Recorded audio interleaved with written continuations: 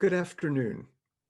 My name is Steve Plank, and on behalf of my colleagues in the Department of Musicology at Oberlin, I'm so pleased to welcome you to this afternoon's symposium entitled Decentering the Canon in the Conservatory.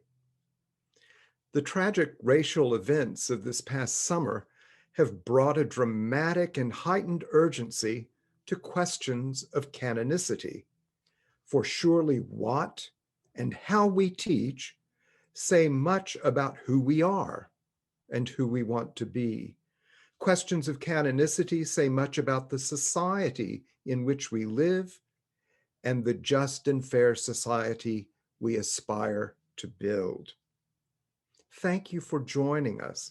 We're honored to have four guest panelists with us today, and they will each present position papers, after which will follow discussion of some preset questions, and then a time of open questions from the floor. Our symposium this afternoon is moderated by my friend and colleague, Dean Chris Jenkins of Oberlin, to whom I now turn over our proceedings.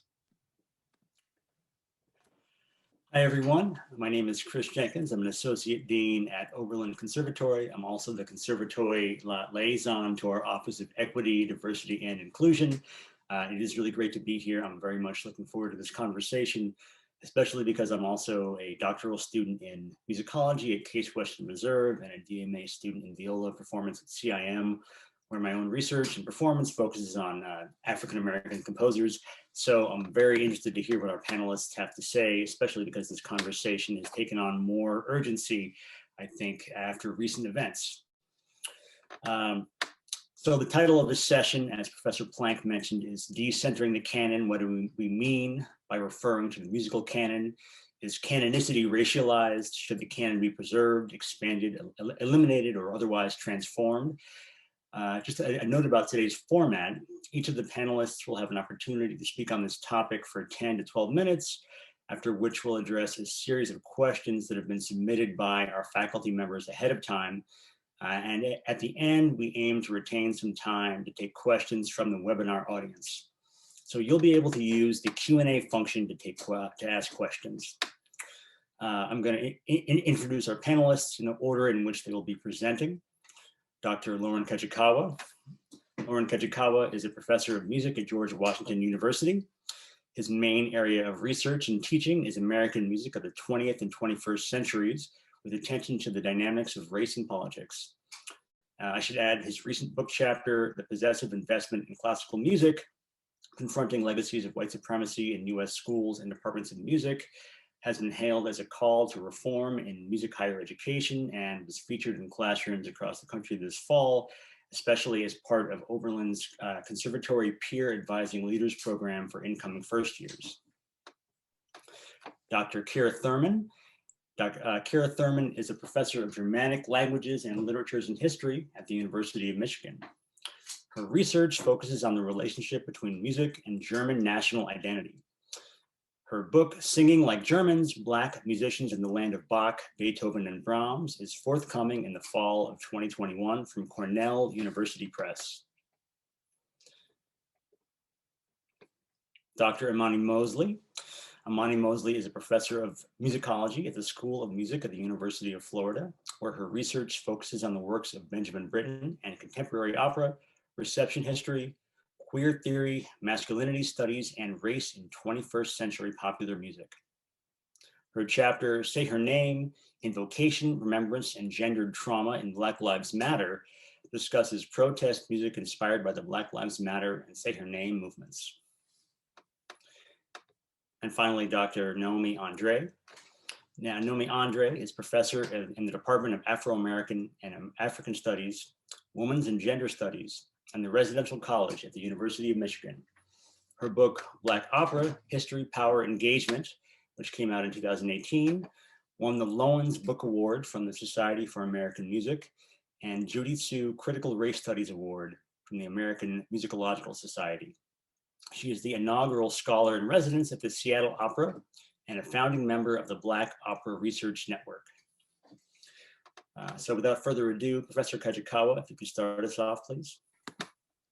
Thank you, Chris. Thanks so much for the introduction, and thanks also Dr. Plank for the introduction and the invitation to speak here today. One of the questions that we were all asked to consider for today's symposium is how might a knowledge of the way in which the canon was formed help us to understand our cultural allegiance to it? And this is actually a question I've devoted a significant amount of time to thinking about, and so I'm going to spend my time today addressing it directly. Most US music departments, in fact, were founded in the late 19th and early 20th centuries, and they reflected the standards and tastes of Anglo-Saxon elites who believed that European art music possessed qualities separating it from the music of darker-skinned, lower-class Americans. The founding of music schools on college campuses coincided with the period of mass immigration from Eastern and Southern Europe, as well as Asia, that threatened to remake the cultural landscape of the United States.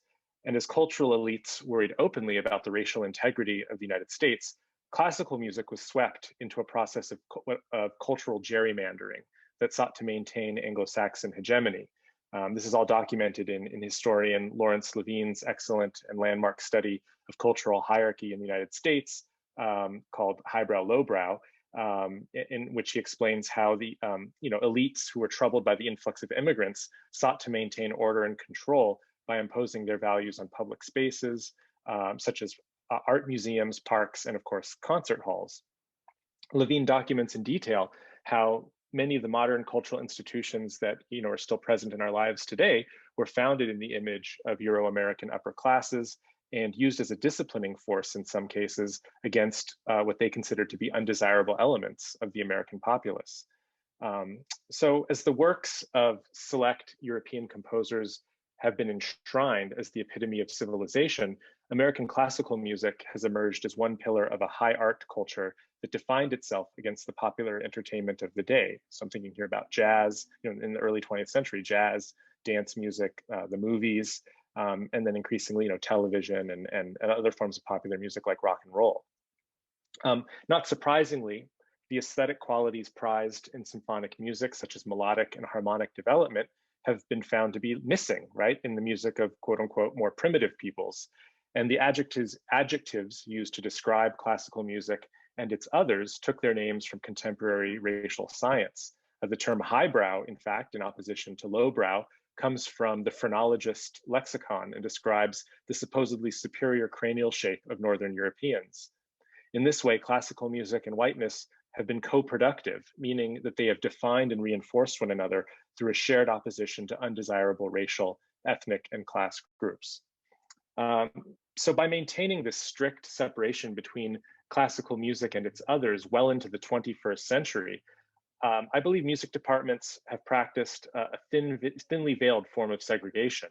The School of Music and Dance at the University of Oregon, which was my employer at the time that I began researching and writing on this subject, advertises that its core values are, quote, grounded in the strength of the traditional canon, end quote. A phrase that serves as a euphemism for music written by white European male composers. Thus, the study of performance is not a neutral commitment to great music after all being a matter of perspective. Instead, appeals to the traditional canon or other terms such as masterworks represent racially exclusionary statements of value. In similar fashion, the terminology used by schools and departments of music to describe their core curricula also exemplifies the use of euphemistic race-neutral language.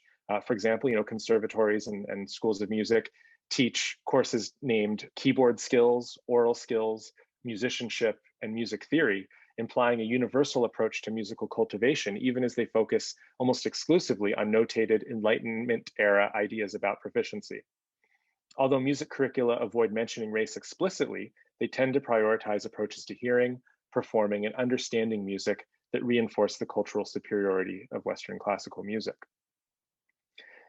This status quo has, of course, led to a predicament of sorts for music departments now situated on university campuses where diversity and inclusion have become buzzwords.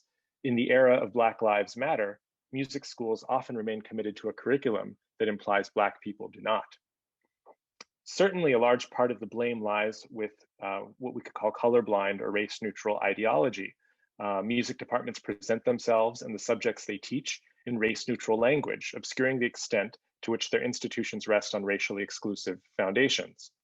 But I don't think this answer alone is fully satisfactory. And in fact, in my own personal experience, students, professors I've worked with, and administrators that I've worked with are often painfully aware of the lack of diversity in our curriculum and amongst our faculty, yet often do little proactively to make substantive change, which suggests to me that the problem is much more than an inability to recognize race.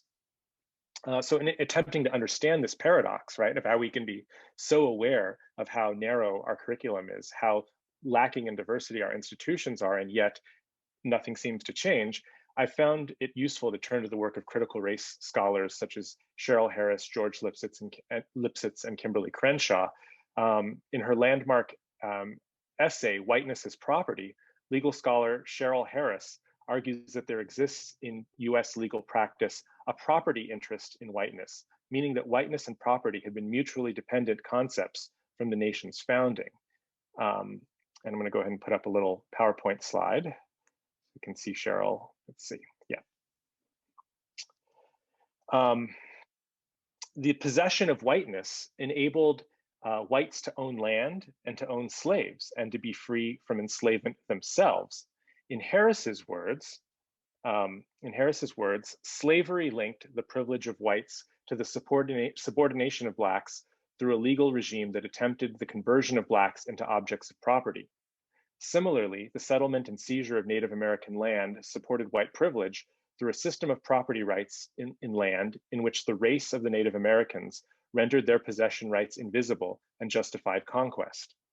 The implication here is that the very concept of possession, the full rights to ownership, was extended initially only to whites.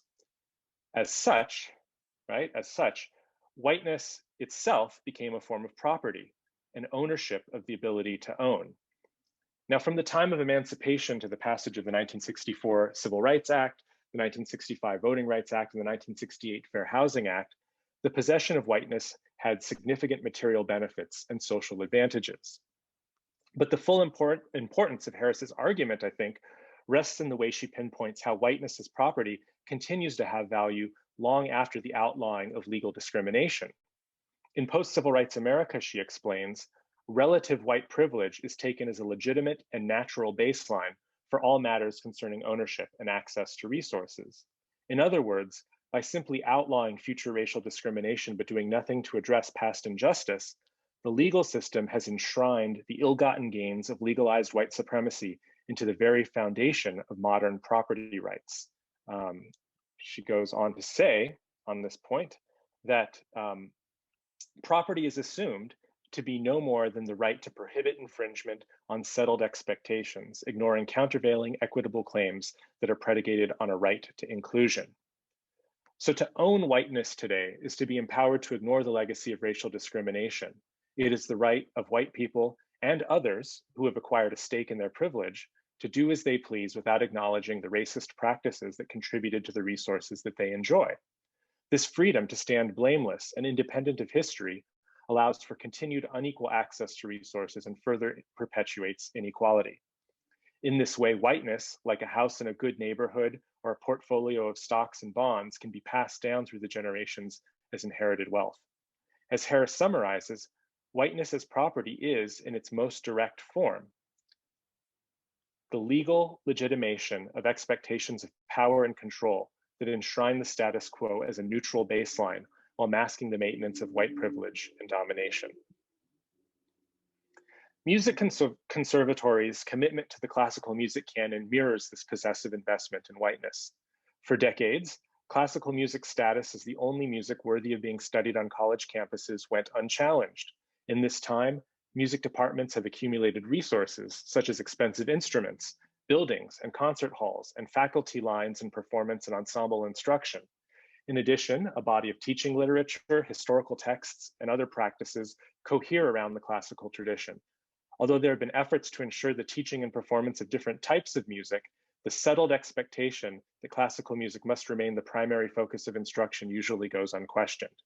In fact, this expectation of power and control is so pervasive that it allows administrators to resist demands for other kinds of music instruction and to continue leveraging classical music's prestige for institutional resources.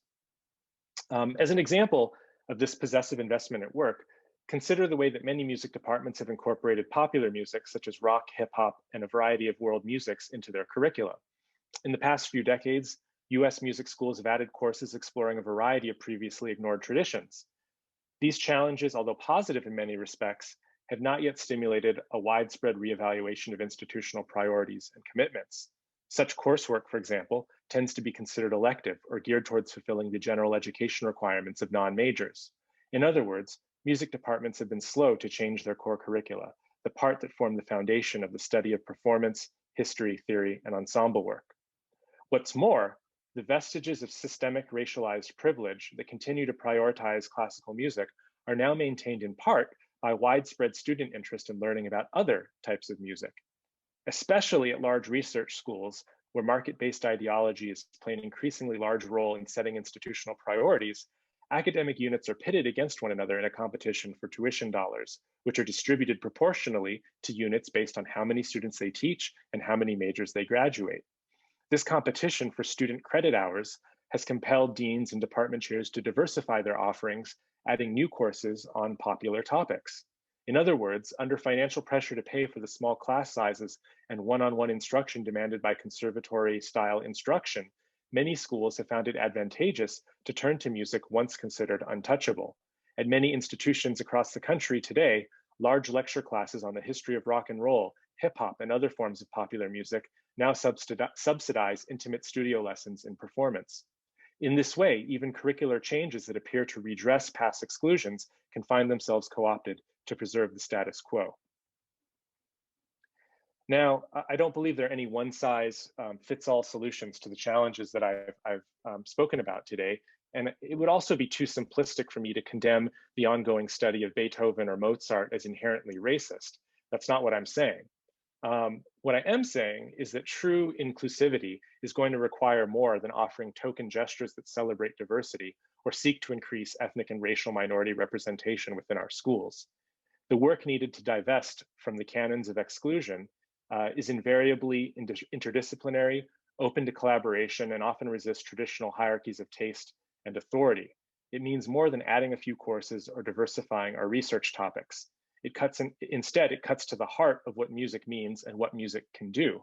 And I think in this way, it would be useful to look to the work of interdisciplinary music scholars who aren't necessarily teaching or earning their degrees from music programs. I'm thinking here people who have written about music from American studies and ethnic studies and Black studies like George Lipsitz, Robin D.G. Kelley, Gay Teresa Johnson, and others who have helped us to understand how music really matters to people. And I think we can even look to two of my favorite Oberlin graduates, Rhiannon Giddens and John Jang, and others who have helped us to hear, right, how music has allowed generations of people to imagine new worlds, uncover hidden histories, and to rehearse identities not yet possible in other social settings.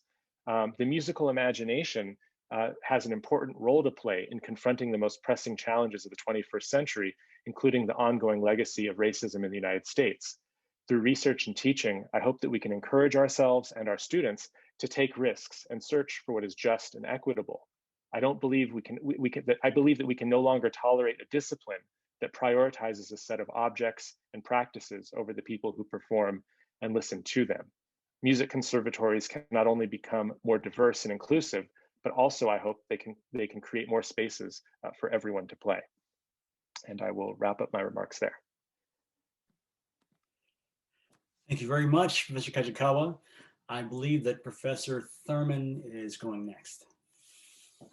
Thank you. And thank you so much, Lauren, for those wonderful, truly wonderful remarks. I have a hodgepodge collection of notes, and I look forward to really, I think, focusing on the conversation that will develop after our presentation. So a couple of notes that I wanted to jot down while I was thinking about it that Lauren mentioned.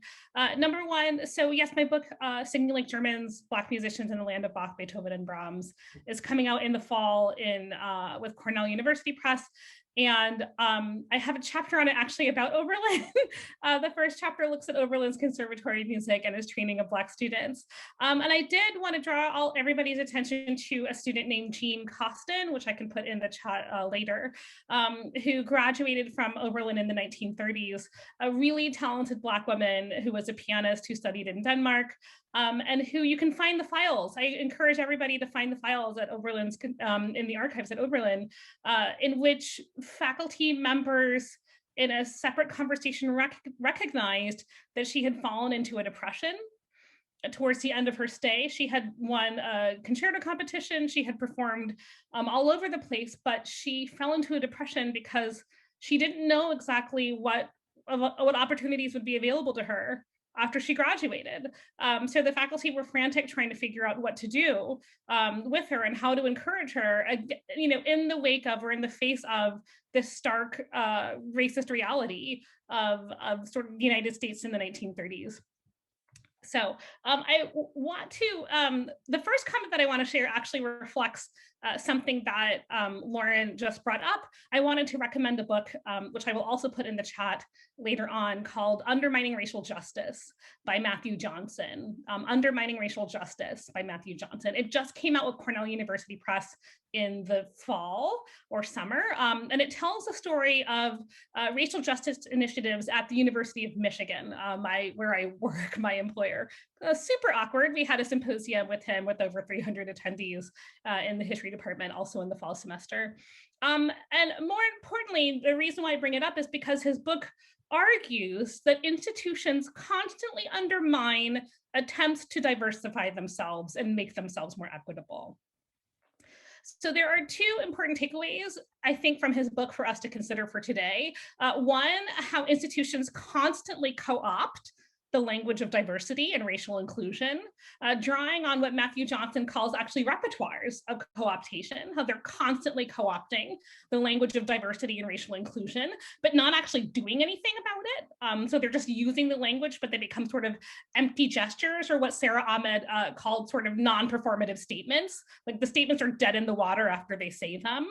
Statements like, we are committed to racial diversity. It's a statement that becomes dead on the water as soon as you say it, Sarah Ahmed, the philosopher, argues. It's a non-performative statement. A lot of anti-racist statements become non-performative. So number one from his book, how institutions constantly co-opt the language of diversity and racial inclusion, but don't actually sort of commit themselves to it. But number two, also more importantly, and I think this follows with what Lauren was just saying, institutions want to preserve their elite status at all costs and see the goals of racial and social justice as anathema to their elitism. So Matthew Johnson writes that, quote, exclusion was a necessary price to pay for creating an elite institution. Exclusion was a necessary price to pay for creating an elite institution. I think this is important because of what we're going to be talking about in the symposium over the next couple of hours, while also at the same time, I think, trying to recognize or think about Black agency and the agency of people of color within these institutions, within conservatories of music specifically.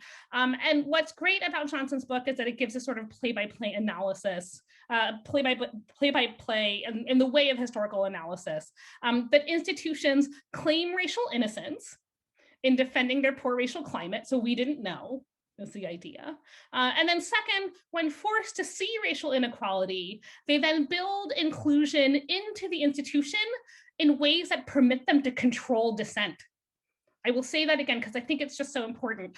Second, when forced to see racial inequality, institutions then build inclusion into the institution in ways that permit them to control dissent, which I think also echoes what Lauren was just saying. So reform, Matthew Johnson writes, quote, introduces practices that can make the university more inclusive while preserving the core institutional priorities that have long sustained racial inequality, thus ensuring that these disparities persist.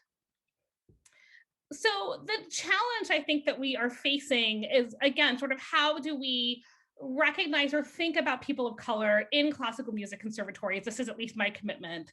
And this institution that has historically relied on exclusive and hierarchical notions of elitism, like how do we think about people of color in these spaces, in these places, in ways that don't reproduce these dynamics? In ways that don't reproduce racial hierarchies and oppression. Or as the philosopher Anthony Appiah writes about W.E.B. Du Bois, who was the sort of known Wagnerian, among other things, the challenge has long been for Black subjects to figure out, quote unquote, how to take the power without its parochialism, how to steal the fire without getting burned, right?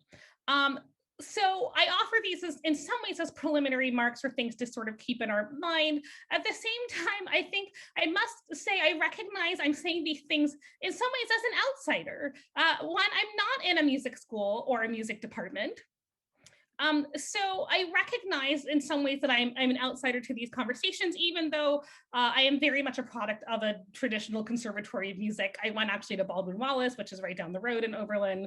So I think though, hopefully that being an outsider means that I can think about these conversations a little bit differently because I'm reading differently, because I'm sort of reading in different fields and conversing with people in different fields. So I will also say that the conversations that we're having about sort of conservatory of music curricula are not unique, I guess I would say, to conservatories of music, that the same conversations are happening in the fields that I'm in, like German studies, which is moving away from the canonical works of literature like Goethe or Thomas Mann, and also museum studies, which is taking seriously questions of decolonizing the museum. And in fact, this was going to be, I think, one of my last points, or one of my second to last points, is that I think one model perhaps to really consider the most seriously is museum studies, which has been transformed in a lot of ways by the scholarship and activism in Indigenous studies, so Native American studies, Indigenous studies, that have been transformational at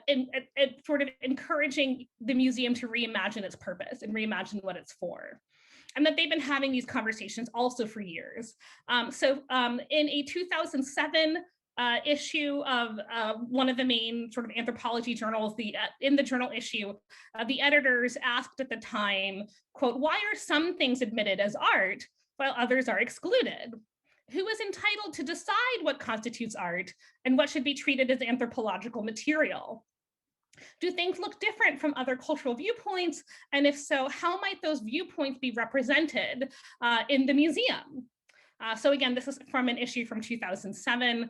And so one of the conclusions drawn from this moment in the early 2000s actually is that the institution best suited to try to change how the public interacts with objects is actually the university museum. So not the sort of large museums like the Metropolitan Museum or whatever, it is a university museum. And as one of the editors explains, quote, "Whereas most non-university museums must relate to a wide public audience, tickets, and purchase tickets and have stakeholders that way, university museums have a natural group of key stakeholders who engage with them in direct dialogues between specialists and objects and their counterparts in the faculties, between experts and the students that they teach. Perhaps the most important responsibility of a university museum is the role it can play in teaching the undergraduate and graduate curricula."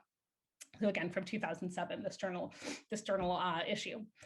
So in some ways, what I think the reason why I bring up museum studies is because museum studies programs are expected in a similar way with conservatories of music to train students so that they can go out and practice, so that they can go out and curate exhibits.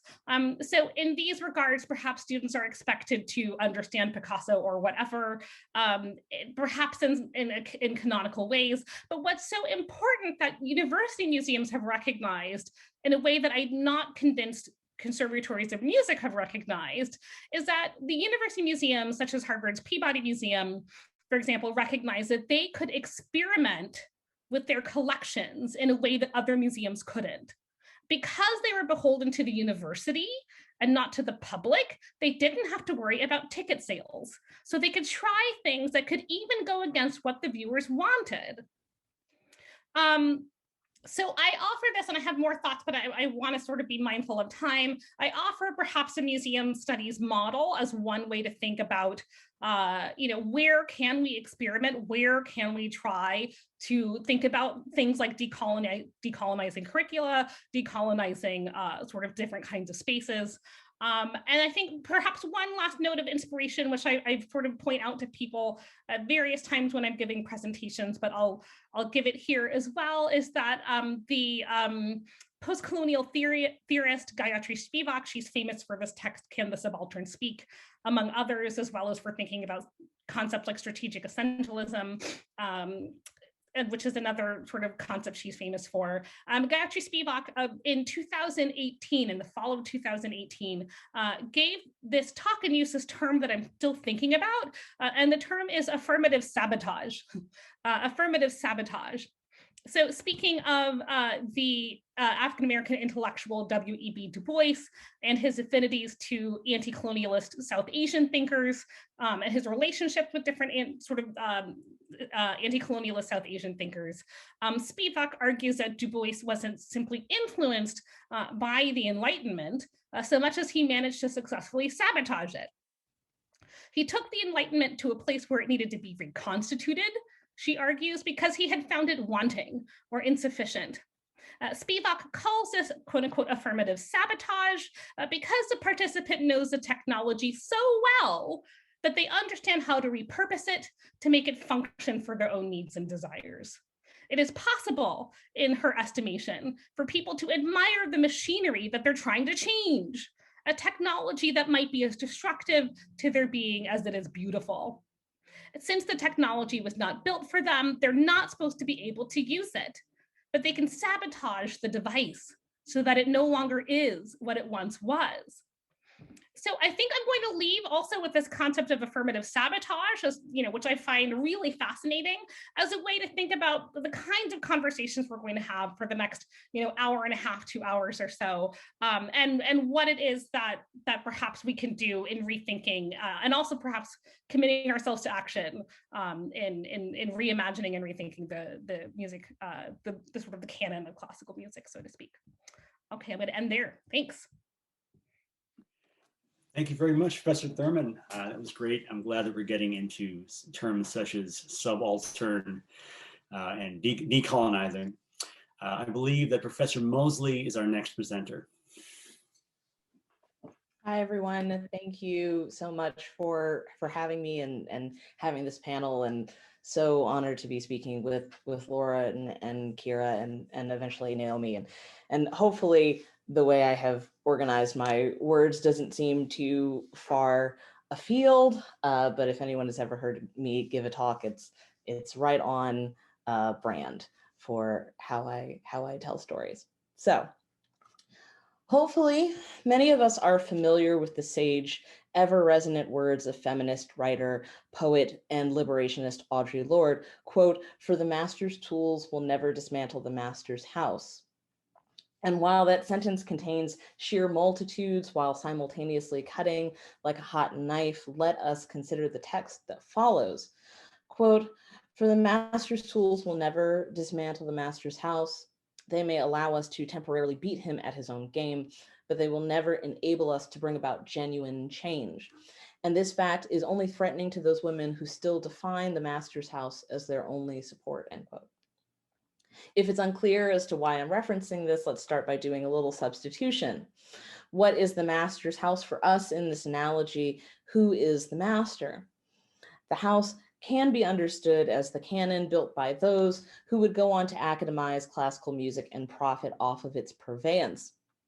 The house is the domain of the master, the place where he is comfortable, where he rules.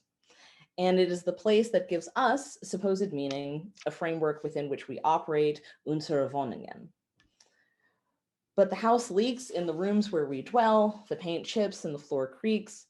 We're given hammers, but never an option to leave the house. And many still see the house as their only support. This can be abstracted outwards or inwards as much as you like in order to accommodate varying strata and appeal to one's love of metaphor. But perhaps it's time to move on from here and talk specifics. Diversity is a tool. It is a tool that was never meant for us to wield in a way that, as Lord remarks, brings about genuine change, because the act of canon making is intertwined with the way we understand, teach, perpetuate, and mythologize Western art music. Diversity does not reframe the canon, nor does it augment it in a meaningful way. Those names added to our textbooks and our syllabi are always understood through the lens of an established majority. Not included, but minoritized. Not similar, but different. Not the whole, but an addendum. This is not an unmaking of the canon, if that is even possible, but instead serves as a comforting distraction. But the thing that most makes clear how diversity is a tool is its staticness. Diversity, like the canon, is static and passive. Those composers were added. These names have been mentioned. The work has been done. Diversity is a tool. Here and in other conversations elsewhere, we ask, what does it mean to study classical music? Is there ever a way to excerpt the act of becoming a classical musician from the ever-presence of the canon? We can't go on playing scales forever, and at some point we must face the music. And so often we're told as young musicians that the way to become proficient on our instrument is to become proficient in the language of the composers who wrote for us. Their compositional prowess seeps into and infiltrates our technical language. The thing that makes those composers canon-worthy in this instance is a supposed unmatched skill that naturally arises in all compositions, no matter the type. Learning a composer's musical language becomes part and parcel of learning our instrumental technical language. I like to think that I lucked out when I chose all those years ago to play the bassoon. While my early years were filled with Mozart and Vivaldi, as I grew, I moved both forward and backward in time. Carter, Foch, Hindemith, Zelenka, Saint-Saëns, Berio, Stockhausen, Goodbye to Lena, not to mention a myriad of young and living composers. I could have chosen other names to make the same point: Valerie Coleman, Dai Fujikura, George Lewis, who just yesterday released new music for flute, cello, bassoon, and electronics, and so on. In high school, I had the insane privilege of working with professional musicians who made careers out of performing new music. I never felt the shackles of a Mendelssohn concerto or a Bach partita. My technical language was not canonical. I had a door that opened to the outside of the house. And diversity, that forced idea almost devoid of all meaning, never appeared for me as a bassoonist in the way it appears for me as one who teaches music history. It was never a tool given to me as a way to appear to make change, to outpace the centuries-long strides of the canon. It was never diversity. It was always freedom. Now, I cannot say that there were no restraints. I played in orchestras, so I played orchestral music. I auditioned for orchestras, so I had to learn excerpts. But that seemed like a small trade-off to be able to perform music by whomever I wanted as a soloist and chamber musician. I learned more about composers by working with them than I did studying them. I learned more about my instrument by putting that instrument through its paces, by trotting new ground, by remaining curious. Not diversity, freedom. What was the center for most was the periphery for me. So not all rooms in this house are the same. Some have windows and doors that let fresh air in and provide a possible escape, while others are closed off. The language around instrumental proficiency does not have to be tied to the canon for the canon's sake. This is obviously only one part of the equation. As a historian and musicologist, I face the dilemma of what our historical language is. It is difficult to ignore the teleological pull of the canonical narrative, one that looks back and backwards on history as a series of events queued up to play into the next, one after another. We give ourselves and our art form worth by imbuing meaning and greatness upon people and works, rather than examining occurrences, happenstance, luck, timing, privilege. There is a naturalness to this language that reaffirms the notion that our greatest musical figures came forth gray-eyed and fully formed like Athena, and not products of cultural and social systems built to benefit white European men. And if teaching history becomes the province of telling that goal-directed story, a story where, of course, we have a Beethoven or a Mahler just as they were, then our historical language is bound by the canon, bound by what it prioritizes and by what it omits. Just as to know one's instrument, one must study the works that exemplify it, to know one's history is to know what buttressed it, we tell ourselves. And now, in this moment, to write our way out of a closed off room because perhaps we feel the heat of a burgeoning critical moment, or because some are facing the weight of their own privilege, the same tactics are engaged. Diversity is wielded, in theory, like a sledgehammer. But diversity has the impact of a feather because diversity is a tool that cannot dismantle this house. Remember that in the shadow of the canon, the interruption caused by excluded names always feels just that, an interruption, something on the way to something more important. You talk about Joseph Boulogne so you can feel okay talking about Mozart, but Mozart was always the goal. Diversity is a tool. Diversity in this form is not real. It's not substantive and it's not active. It tries to mask issues instead of correcting them. A logical follow-up question then might be, well, if not diversity, then what? How do we correct the exclusionary practices built within Western art music, its study, its pedagogy, its culture? Let's revisit Lord's text and note the circumstances around it.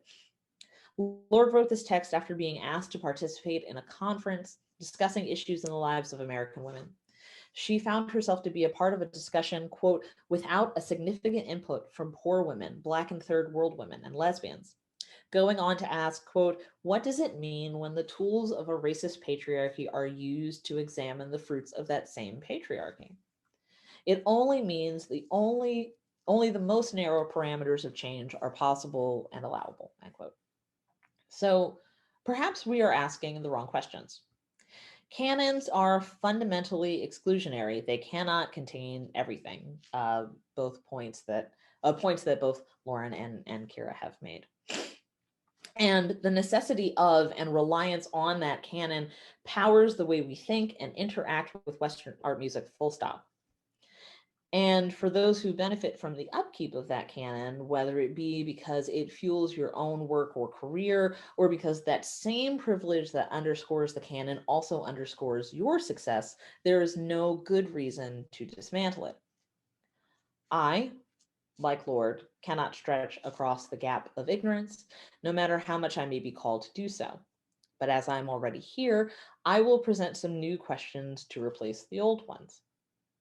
What might you stand to gain by thinking about teaching art music in a way that uses examples and not the exemplary?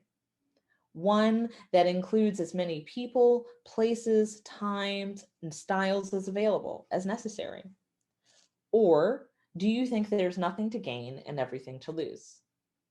If so, the Master's House was built for you, and I will always choose freedom. Thank you. Thank you, Professor Mosley.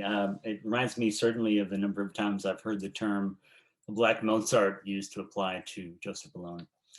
I believe that Professor Andre is our final presenter.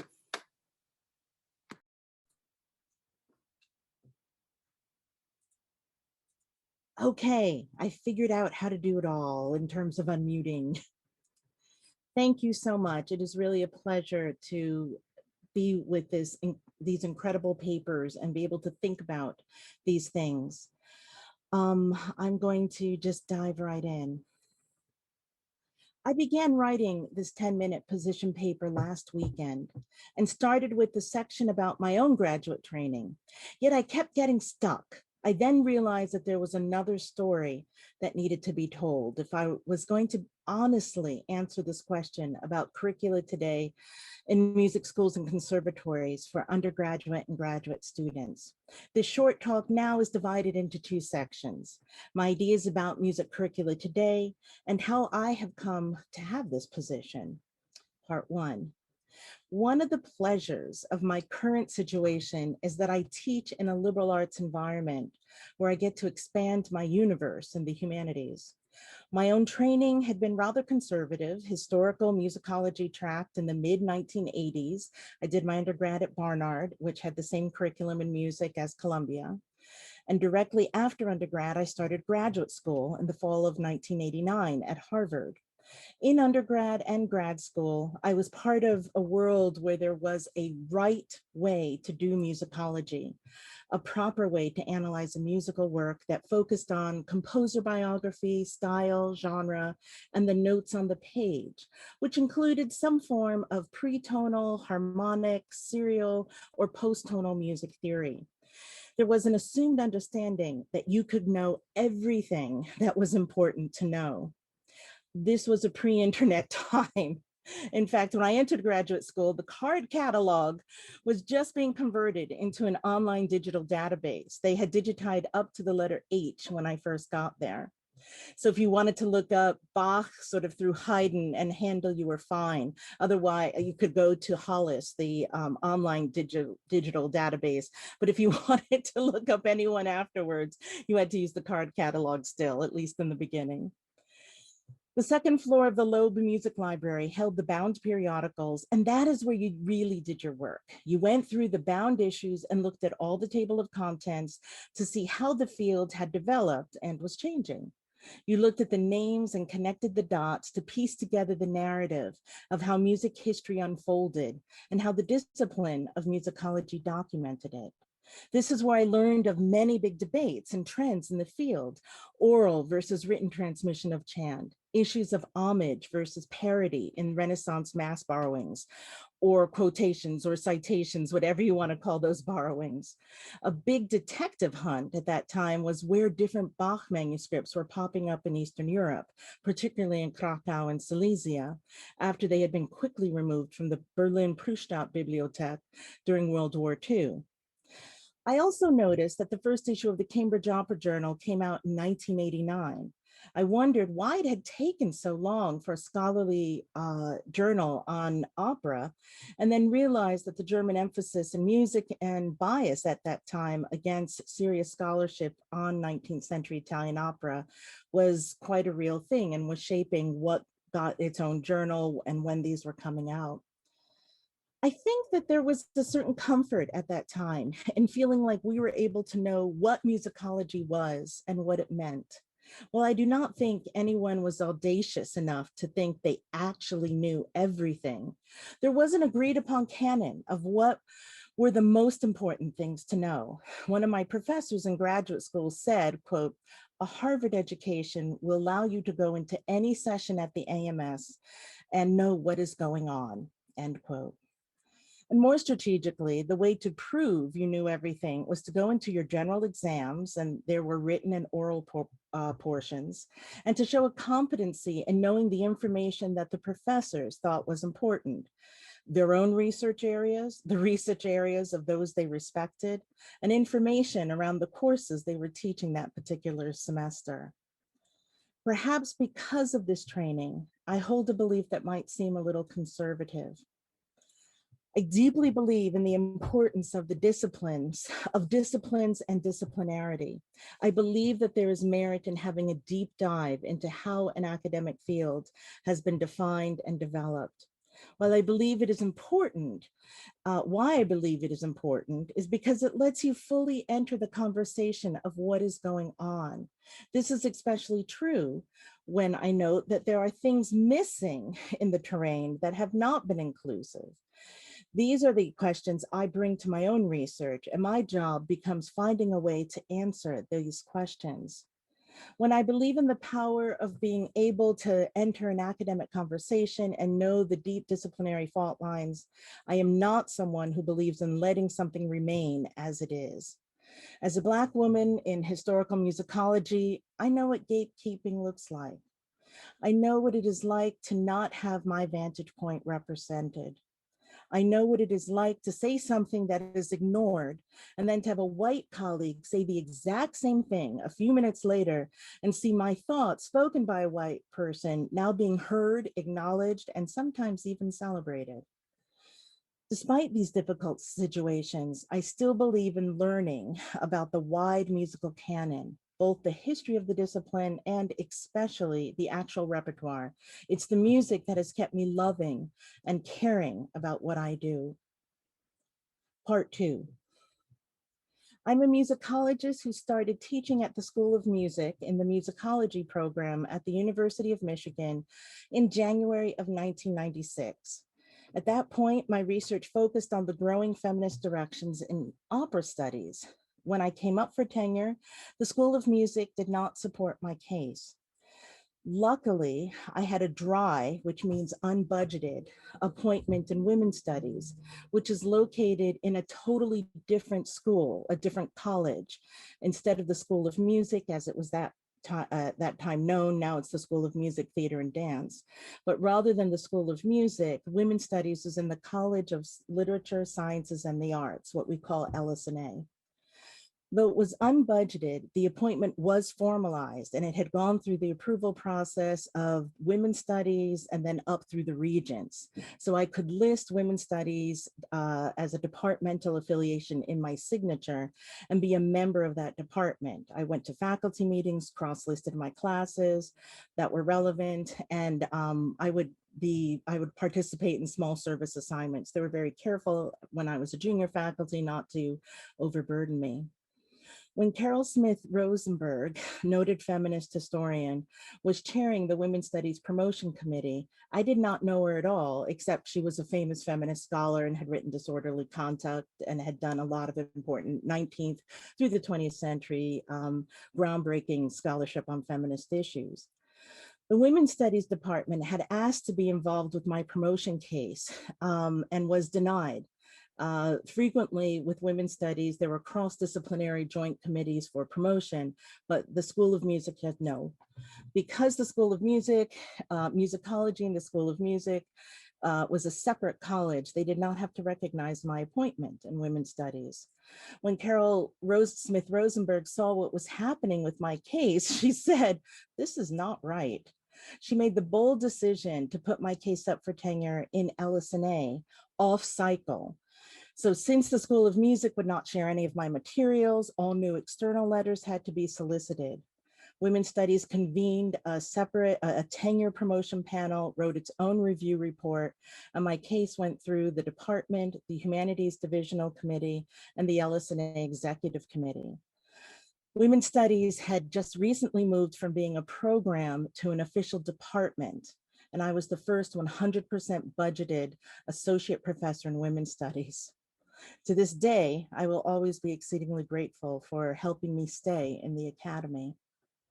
Despite several requests over the years, the School of Music has not officially recognized my presence on campus. They will not cross-list my classes. I cannot chair dissertation committees, and some members of the musicology department have kept me off of the committees when a student asked if I could be an external or a cognate member. Outside of musicology in the School of Music, I've been on several doctoral committees, many voice, DMA committees, as well as conducting, composition, music education. I was even on a percussion committee that was totally cool. Recently, I've been asked to lead a School of Music, a school-wide workshop lecture on intersectionality that was sponsored by the Excel, Entrepreneurship, and DEI committees. Another professor at the School of Music was interested in having one of my courses fulfill the requirement for their major, again, outside of musicology. When potential graduate students contact me because they are interested in studying with me here at the University of Michigan, I have to carefully tell them that I am not in the School of Music, Theater, and Dance. It is not easy to work with me. However, I'm very willing to try. My tenure case to associate professor happened nearly 20 years ago, 2003. This is the very first time I'm speaking about this publicly. It was something I felt great shame in, even though deep down I always knew it wasn't my fault. For my tenure case, I had a book, Voicing Gender, articles, great teaching evaluations, and a whole lot of service. Yet it feels relevant to let you know why I cannot speak from inside of the conservatory curriculum. I've been excommunicated and shunned in my home campus. As a conclusion, I want to say a couple of words. I believe in interdisciplinarity because it was my own strong training and keeping up in the field of musicology that helped me feel grounded as I moved into different disciplines, women's and gender studies, and now African and African American studies. And that's actually where I was promoted to full professor. I've been on the editorial boards of the Journal of the American Musicological Society, JAMS, the Journal of the Society for American Music, JSAM. Very happy to be working with Lauren Kajikawa. I'm on the editorial board of the Journal of the Association for the Royal Music Society, JARMA, and Women in Music, and a bunch of others. And I find it an honor and a pleasure to be part of musicology as a discipline. My recent book, Black Opera, History, Power, Engagement, has won 2 major awards. In SAM, the Loewens Book Awards, the Best Book Award, and in AMS, the Judy Zhao Critical Studies Award. I've been asked to serve on musicology doctoral committees for Oxford University, McGill, and a master's in musicology committee for the University of Utrecht in the Netherlands. So it feels great to have some involvement with help shaping graduate musicology students abroad across the world. I want to end with a call to those of you who are listening here in this Zoom room. Are there people, especially trained musicologists of color, who you are blocking from your faculty? I say this, and it sounds a little audacious, but I know of several cases where this injustice has happened. I don't feel comfortable outing these peoples or schools. And let me tell you, it's hard enough doing this for myself, going back nearly 20 years. I want to urge you to look carefully at your admissions processes and who you are mentoring and helping advocate for among your students and faculty. This should be the first step of an anti-racist planning and commitment. Thank you very much.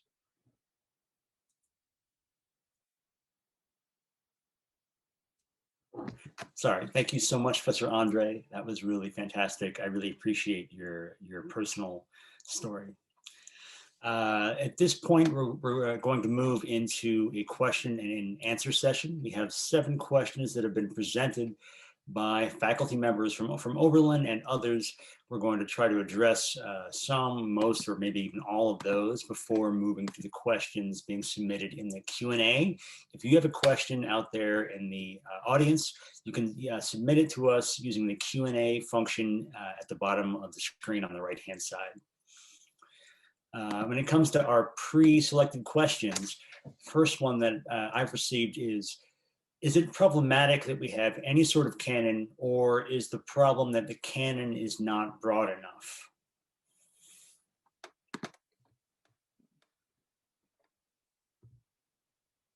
I'll jump in and say, as you can probably guess, I believe in the canon. I believe in great music, and I think of them as goodies. And I very strongly believe, especially since I teach, in my students are liberal arts students, engineers, School of Business students, that it's great to give them information that helps them understand this. I don't think that the canon is complete as it is. And so maybe I want to mess with that term, canonicity, and say that it's needing to expand. Of course, we can't include everything that's out there, but we absolutely need to be better with including more of what isn't in the canon to put it in the canon. So I like the idea of having something. You know, I'm not saying you have to know these Bach pieces, but you have to know some Bach. I'm not saying you have to know these particular Beethoven symphonies, but you have to know some. And I'm saying you better know something about Florence Price and William Grant Still and Harry Lawrence Freeman, because if you don't, you have no sense of what the real American tapestry of music is like. I mean, I guess if I can build on that, right? I feel like that question is maybe like there's like a red herring in there or something. And that I think there are a couple of different issues going on here. One is the not only perhaps a canon of classical music itself or Western art music, which we can talk about, and which I think Naomi is bringing up, like also different ways to think about it. I think it's also, though, I'm thinking about Lauren's point about the other maybe thing that's at play that's not getting talked about is how the canon is at the center of like how we understand music making in general, like how it supersedes all kinds of other kinds of musics. Like there's classical music, and then it's like, okay, you're allowed to have your one pop music course, or you're allowed to have your hip hop, or you're allowed to have like your ethnomusicology where you can study some sort of indigenous African whatever, and that's it, right? But the canon is still the main way that we understand like what should be studied in a university or college environment. So I think if that helps, I mean, that's just one way that I've been thinking about it, is it's not just like either or whatever. I think there's just a lot more complex issues going on wrapped up in that. So I think just being mindful of that is maybe helpful. Yeah, I mean, I want to piggyback off the idea of there being a sort of red herring in this question. I mean, lots of other fields have canons.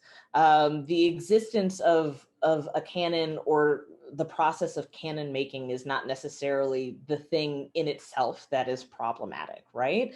And I think the question that we maybe should be asking is, what is it that the canon does for us? How does it serve the way we think about music and the way we think about music making and teaching music, and thinking about music in a historical way and in a practical way?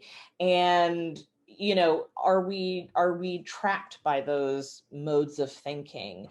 Is there a space to think about the canon in a different way that doesn't reproduce these kinds of problems and hierarchies and issues that we seem so stuck in? And before we can do anything, I think we have to address that question and see if there is an actual answer to it. I don't know that there necessarily is an answer. It's something I think about quite a bit, but I feel like that's really the first part of this step, rather than, like, should we have a canon? We're going to have a canon regardless, right? And we're going to put people in those canons. Like that's we can't get around that. So maybe backing away from like, is the existence of the canon problematic? Is who is included in the canon problematic? Because I'm of the mind that canons they're exclusionary by nature, and expanding it is a difficult process that we don't really necessarily have a lot of agency in. It's harder now more than ever to like pull it wide open to put names in, and I'm not necessarily like so invested in that process, because to me, saying not having someone in the canon doesn't mean that they shouldn't be talked about or discussed, right? So maybe by starting from those questions and those issues, we can deal with the things that bother us so much about the canon's centrality in our practice, rather than saying, oh, well, maybe we shouldn't have a canon at all, because I think that might be a somewhat futile process. Yeah, thanks. I'll jump in now and say, like, I completely, found points of identification with all three of my co-panelists. But I wanted to amplify, a couple of things that come to mind immediately are like, yeah, we're not going to escape canons. And it's not just the classical music world that has canons, right? Hip hop has its own canons, rock has its own canons, and those can be just as problematic as, in their own ways, right? In terms of the kinds of exclusions that they create. So I think, we always have to be mindful about, who's being included, who's being excluded, and what are the forces that are shaping who we talk about and who we don't, right? And I think that comes up as much for things outside of the Western classical canon as they do for those within. But I also just want to amplify something that Imani said during her presentation, which, yeah, I think it's less about what it's less about the canon as a thing and like what we're going to add to it and take away from it, and more like, what's the canon doing, right? Is it contributing to greater freedom for people, or is it creating a set of practices that continues to keep, our institutions exclusive and reproduce forms of inequality that we don't want to see in the world. So I really think it's still that question of, what is the canon doing versus what's in the canon. That makes a lot of sense for sure. I see the questions are piling up in the Q&A, so I'm going to move on to some further questions that have been submitted already. Are there examples of decentering the canon in music curricula to which you would point as already having had a strong effect and being effective? And additionally, if you had your dream musicology curriculum for conservatory students, what would that look like? I'd love to jump in if that's possible. Great. I get it that people want to talk about the canon, and it seems to be a really big point of a lot of conservatories. And I think what came up in some of the questions is that students are, you're training people to play the canon and to know it and to teach it. And so I'm not saying, as we know, I'm not saying get rid of it. So I find the more helpful questions is something is broken. We've noticed that it's not inclusive enough. So what do we do to fix it? And I would venture to say that most of the faculty, and I guess I'm not going to make any great friends here, most of the faculty in my generation who came through in the 80s and the 90s are not the leaders in this, in what they're going to be teaching most likely. However, they have hopefully some institutional power where they can open up the door. And we should be looking to other fields. I think though I have a very conflicted sort of sense of my development being on a campus where I'm really outside of my home discipline, I have learned so much. And I have learned both in terms of different humanities models. I've learned really good mentoring patterns and how this happens outside of musicology. I have yet to hear of really strong mentoring in the musicology discipline. They're trying, but it's just not in that DNA. So go and look in the DNA where you can find it and see what needs to be adapted for music. So one possibility, I know here at the campus of the University of Michigan, certain departments have certificate studies, such as women's and gender studies, such as African studies, there's a certificate, African American studies, museum studies, as Kira was talking about, has a certificate program. And I would say for the current generation and for, probably in the next few years, have students get the expertise in how to fix the canon and that problem of limiting our ability to talk with our colleagues in the rest of, the world and in the humanities, like in the academy and outside of the academy. Go and get that expertise, because we weren't taught it. The senior members of conservatory and musicology faculties were not taught this. We need retraining, and it's definitely out there, and there's a lot of goodwill, but it's like, should it be cosmetic? Should it be, it's like, no, there is a problem.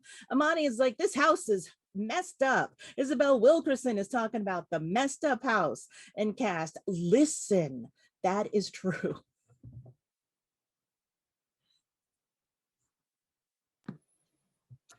That's a great point, Professor. Oh, yeah, sorry, Lauren, go ahead.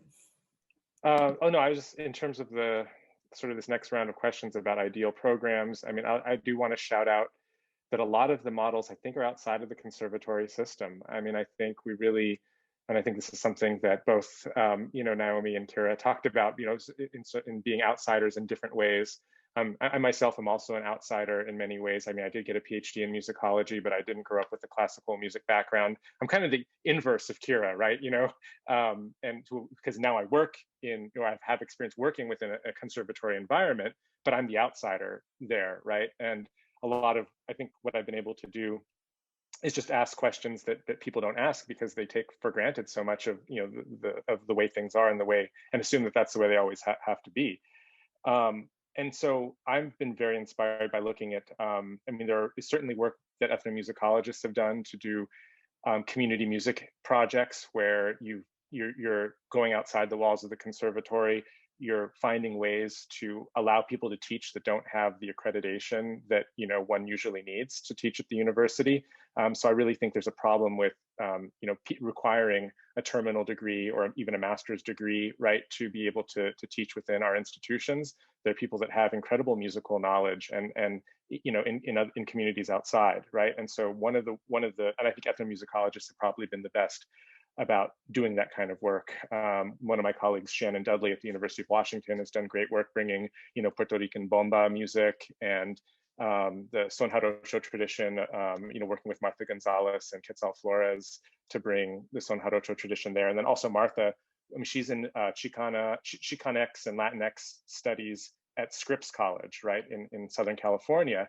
So she's not in a music department, but she does all this amazing community music work that really centers activism, community engagement, social justice, in the work that she's doing. And so I really would like to see conservatories look at folks who are doing that kind of work that is inspiring, exciting, and think about how they can apply that and get away from this idea that what we're primarily here to do is to focus on some ideal of aesthetic perfection, right? That if we can play these pieces just the way, my teacher taught me and my teacher before me taught, this sort of pursuit of aesthetic perfection as an end of it in and of itself, to me is one of the most problematic aspects of conservatory education, and that there are people that focus more on music as a form of community building, right? That there's something that happens when people come together and engage in music that hasn't been traditionally valued as much within conservatory environments.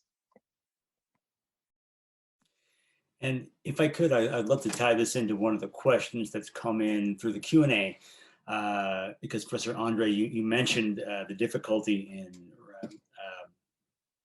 decentering, recentering a curriculum that's run by faculty who have been hired on the basis of their training to reproduce what's already on offer in the conservatory. So asking also, as we think about what kinds of changes might be necessary, what kinds of examples there are of productive change, how do we recenter a music curriculum run by tenured professors trained in the Western tradition who are not experts in other traditions?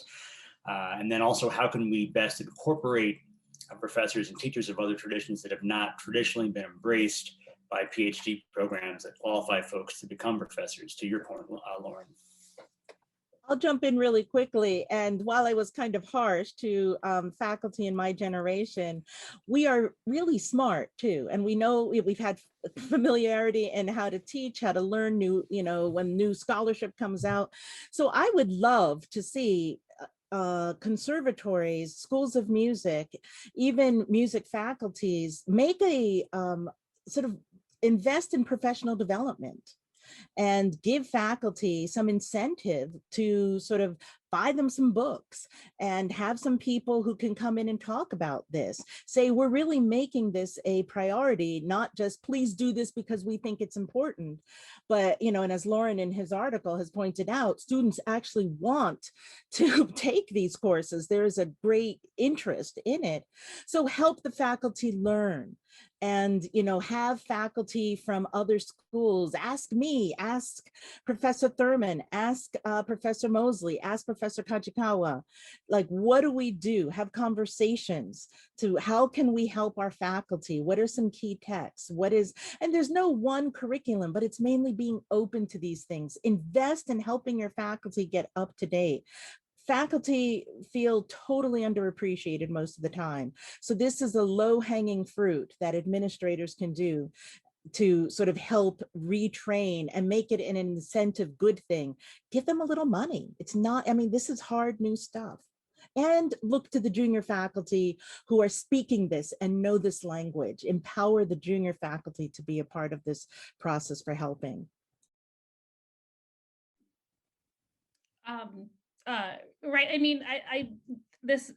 I'm trying to read the question, or I should see the question again, but I guess building off of Naomi's point, oh man, it's unfortunately I'm losing it. Oh, right. Well, a part of me is just this is why we talk about structural change, and that one of the ways in which you create structural change is through your hiring practices, right? So the next time you have to hire or you're creating a line for a position, ask yourself, what is this position for? How can we think differently, right? In other words, try to to create like hire the community, so to speak, that you want to sort of have be at your institution one day. Like let them then, I think, as Naomi is saying, sort of, perhaps empower them then to sort of lead that change within the institution, and like recognizing that they know how to do that in ways that might not occur to you.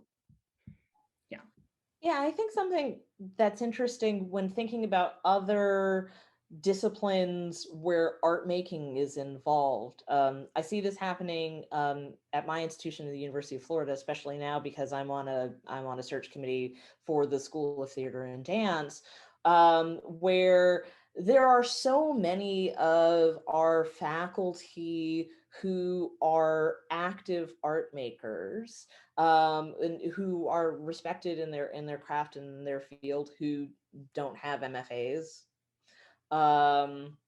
or some other analogous degree, and are brought in and made to feel a part of the institution and the educational community because of their ability to speak to the current language around their artistic practices and the value that they bring as being a part of those communities, and the other faculty seeing how important that is for creating a new generation of artists and art makers and thinkers.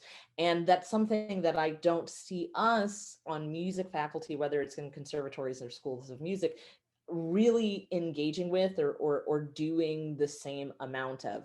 We get little bits of it here and there, but we've ossified the structure so much that there's only one set way now to become a part of that educational group, that we're by the very nature of sort of excluding people who can bring about that same sort of change, that same sort of community value, and new ideas and practices that are happening outside of the conservatory, right? And that's something that we have to think about, how we can restructure hiring practices and the way that we think about who should actually be involved in a faculty of music, when going forward. Because to Lauren's point, there are people out there who are coming from these rich musical communities, and because they're lacking this one thing that we say is necessary to be a part of our fellowship of faculty, that we're losing out on something incredibly major, and so are our students. So that's something that we really have to think about re-envisioning when trying to answer this particular question.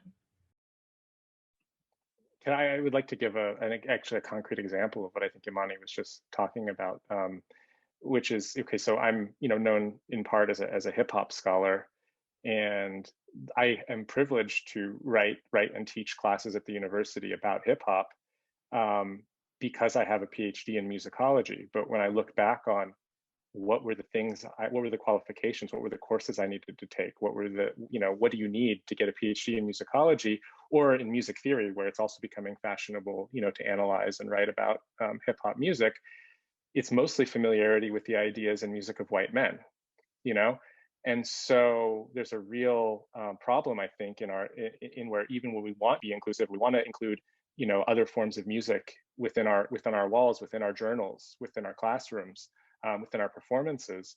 Our systems are designed not to teach the skills or to let in the students who have the greatest knowledge. In fact, there's this profound irony where to be able to have the privilege to write and analyze and teach hip hop, you actually have to be more familiar with the music and ideas of white men, right? To get into the PhD program and to pass all the exams and to do all of that, right? And so how can you then, so who are the people then that are going to be able and willing and want to get into those programs and take those roles? I mean, the one example that runs counter to that I can think of and I want to spotlight is, our colleague and one of my friends, A.D. Carson, who teaches at the University of Virginia, and he was hired by the music department at the University of Virginia. His PhD is in rhetoric from Clemson University, and his dissertation was not a traditionally written dissertation. It was a hip hop album, you know, a 34-track audio document. And so I think there are some signs, right, where we're thinking about, well, what can scholarship look like? What qualifications does one need to work in a music department? And I think it's also telling, right, that that's a liberal arts focused music department, right? It's not a conservatory. And so I do think that I do really appreciate the way AD and his colleagues at the University of Virginia are pushing sort of the boundaries, right, of who can belong, what skills, what counts as knowledge production, and you know, the kind of work that he's doing with students there, that he's doing in his own work. And I'll try to drop some links to his stuff into the chat for folks that are here and listening. Thank you, Lauren. That makes a lot of sense. And I would mention I actually had an independent study myself on hip hop this summer, and got to read your book, and it was really fantastic. So thank you for writing that. There's a question that was pre-submitted that I really want to get to involving repertoire, and the fact that as much as we musicologists of color may be seeking to diversify repertoire and what's actually studied, students continually will come to us and still ask to study canonical works, and actually often insist to focus on canonical works because that's what's required professionally for auditions, for competitions. To succeed professionally, there is certainly a deep impression that students have to focus on the canon. And I hear this all the time myself from students of color as well. So my question would be, how do we as teachers reconcile that real need to expand the canon with the fact that students are routinely to prepare canonical works for auditions and competitions? I mean, Imani, do you want to go first? I know both of us are like, ooh. Yeah, well, I mean, I've been thinking about this question a lot. As someone who went to conservatory, right? I want to push back on this idea of like professional like preparation because what this question says, right, without really saying it, is that you go to conservatory in order to do one thing, one very specific thing, right? And I'll speak as an instrumentalist, right? I mean, I think this could be said for for singers as well, but I'll speak as an orchestral instrumentalist, right? That the idea is that you're going to conservatory in order to get an orchestral job, right? So that already sets us up for a whole spate of problems, right? Because we all know that that is not the only way that you make music, that is not the only successful way of making music. And to be practical, we know that there are no orchestral jobs. There are no orchestral jobs, right? So the idea that all of your students who are engaged in conservatory training are going to go out there and end up getting orchestral jobs is foolish and short-sighted, right? We're doing our students a disservice by telling them that that is the end goal of this musical education. So for those who work in a conservatory, I mean, that is not where I work, so this is less of a concern for me because I work at a large public university. But we need to stop imposing that way of thinking onto our students for practical reasons, for musical reasons. Like, we have to stop doing that. And the moment that we remove that from the equation, the easier this issue becomes, right? My colleagues who I went to conservatory with, some of them do have orchestral jobs, but some of them are playing in military bands. I mean, like the highest up military bands. Some of them are performing video game music on Twitch, right? Some of them are in new music ensembles. Some of them, I mean, like the list goes on in the ways in which people are making music. And for all of those other things that I mentioned, they didn't need to know the canon in order to do those things, right? They didn't need to. Like, is it great? Yeah. Is it good that they know those composers? Absolutely. Does that help them in some way in their musical training? Definitely. But it did not determine the career that they have currently.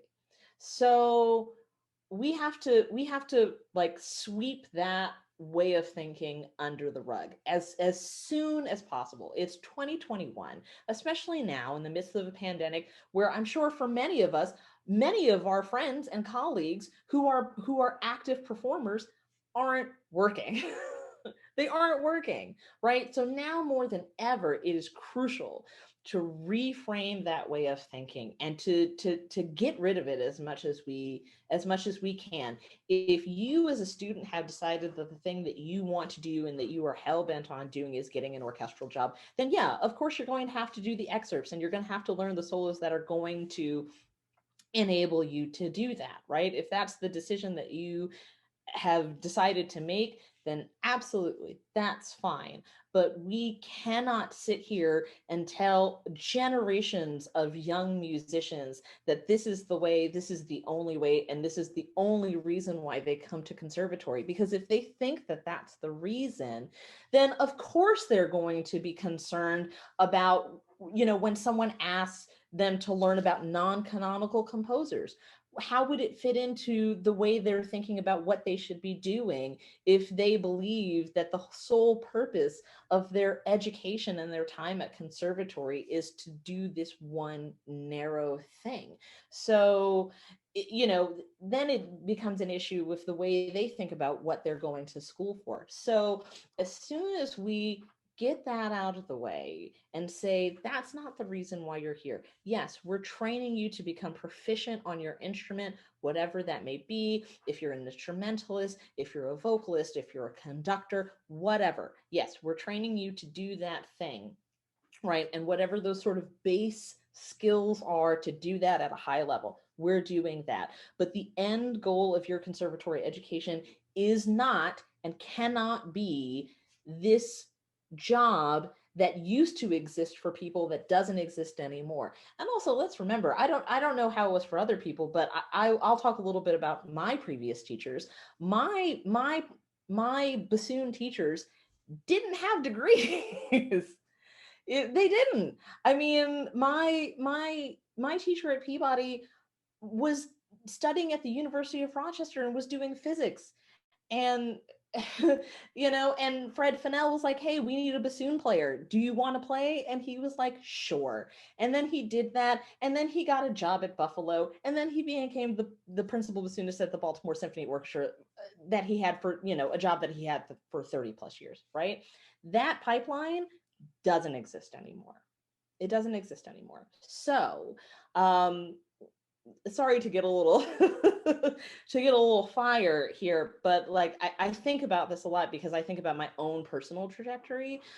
We're doing the conservatory a disservice. We're doing our students a disservice by continuing to think in this way. So we have to drop that like as soon as possible.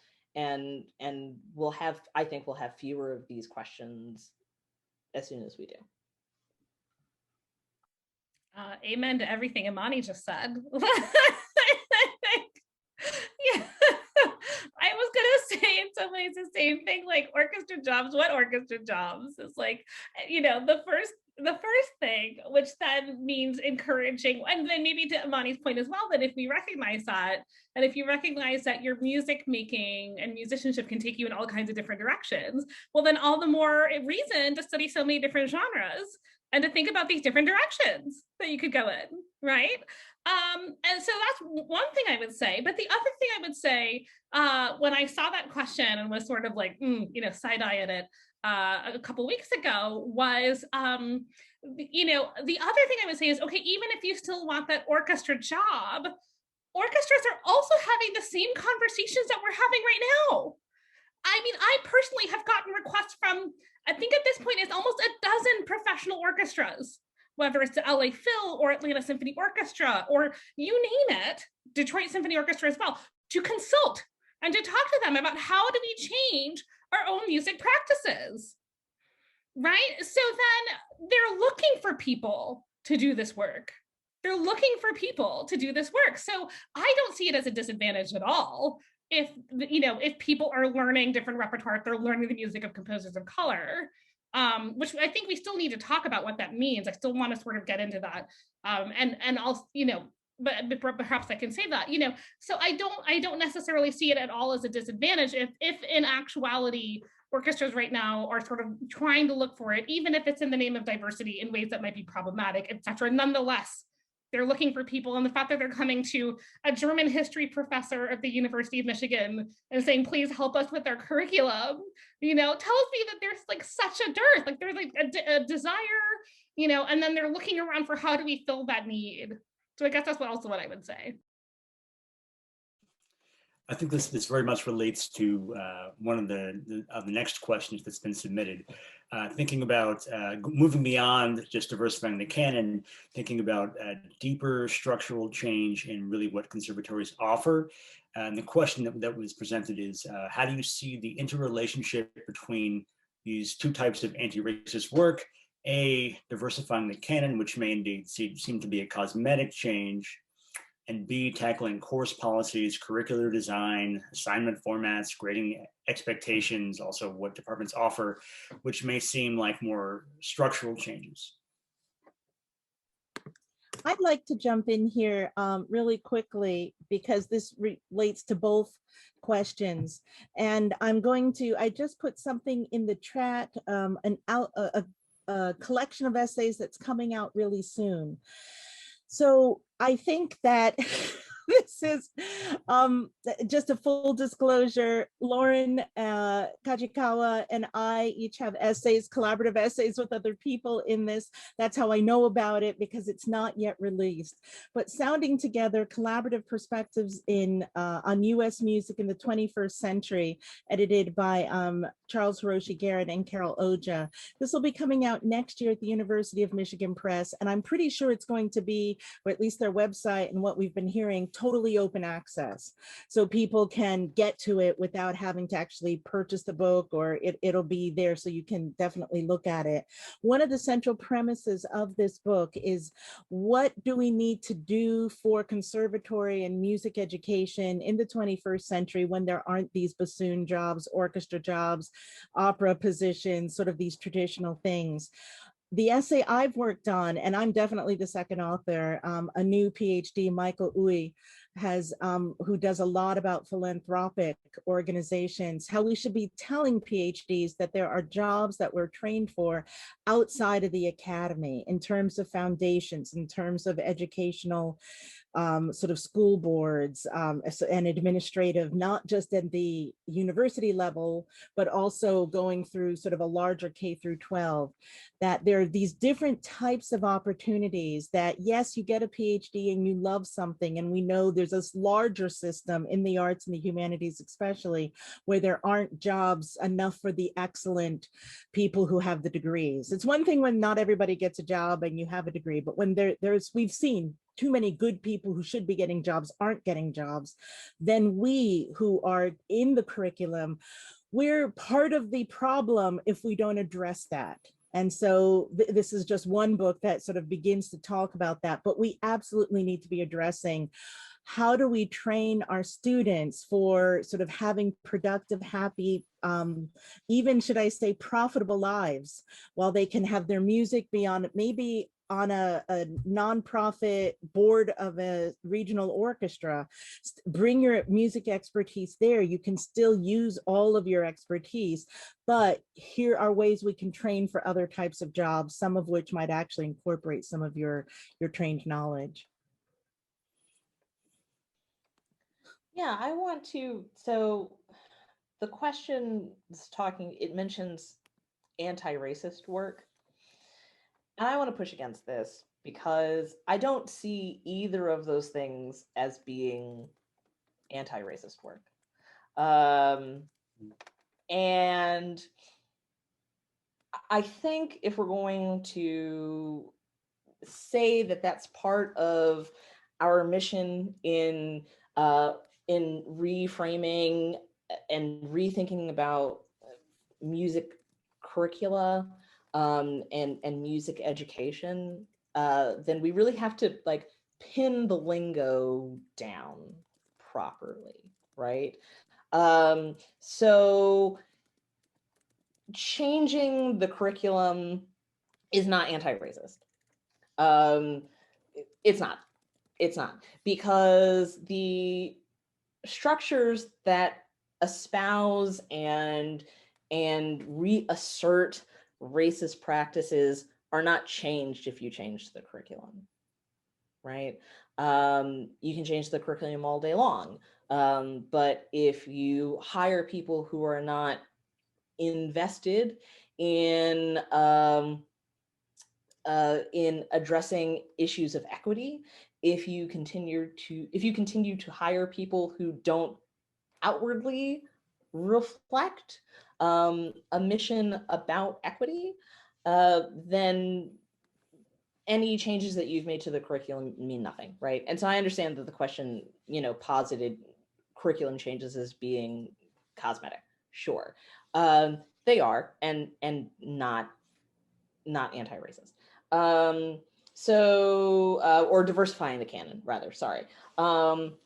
As far as course policies, I mean, there's a whole set of things we can talk about in relation to dealing with ableism and that sort of language around equity, which I think you can talk about when we're talking about course policies and grading expectations. And there are other conversations to be had around different types of issues of equity that we also need to deal with. But I still don't see those things as being anti-racist. And because anti-racist work involves dealing with people specifically, people and structures of power, and institutions are always going to have to grapple with structures of power because they embody them, they represent them. So if we want to talk about what anti-racist work is, it's going to have to be far more encompassing and far-reaching than things that we're doing inside the classroom. That doesn't mean that those things are not important and we shouldn't do that. We absolutely should, absolutely. But I think calling it anti-racist work is putting the cart slightly before the horse. I see Kara itching. Well, no, and that I'm agreeing with everything that Imani is saying. And it made me think again of, and I put it in the chat, and it should also be, I can find the link for, I think there's an open access version to the book, Undermining Racial Justice. But one of the things he points out, that the author Matthew Johnson points out, for example, about, this idea of, or one of the things he points out, I'm trying to think of how to say this concisely, is that using the University of Michigan as a case study, right? That one of the issues all along with the University of Michigan was its admissions idea, its ideas about admissions, which was that it was supposed to take those that were quote unquote, excellent, good students who were well prepared, who have the training required, who could then come in and sort of become students at the University of Michigan. And so they just assumed that they would get over the years certain kinds of students without really thinking about what it meant that they had this sort of kind of admission standard to begin with, right? And that the admission standard, what it did was it excluded most of the Black population in Southeast Michigan, including in Detroit, including in other areas, right? And they never, and so the question that they kept asking themselves was, why aren't we getting quote unquote diverse students? But then they never stopped to think about, well, what is it about our admissions policy? What is it about, and that is also, to my mind, structural change. When I'm thinking about anti-racist work, I forget why, but something Imani said made me think about it, right?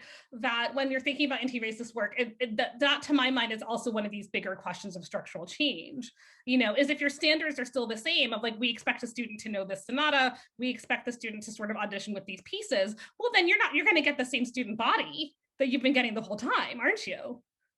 Right. And so that, I think, is also some of the work that perhaps needs to be rethought, which I know Harvard has recently done with their music curriculum. This is actually, I think, the question of like, what music programs are doing things differently, that they've gotten rid of all theory requirements, for example, I think at Harvard, things like that. So that's one perhaps way to think about it. But, at least with Matthew Johnson's book, he really does start making this link or this connection between who is the actual population of the University of Michigan, who is the actual population in the state of Michigan, right? Versus who actually ends up attending the university, and how the university can kind of live in this bubble and pretending as if it's somehow a mystery why they're not getting Black students when they haven't done any of the work to change how they think about admissions and who's there in the first place. And then secondly, sorry, I know I should stop, but then secondly, with Imani's point about the music curriculum and diversifying, it doesn't necessarily mean anti-racist practice. I see this all the time. Oh, I see this to a certain extent happening in other fields as well. What happens then is that people who are ill-equipped to teach this material then start teaching it, and that can also be so dangerous sometimes, right? Yes, and also That's why we need training. Yes, absolutely.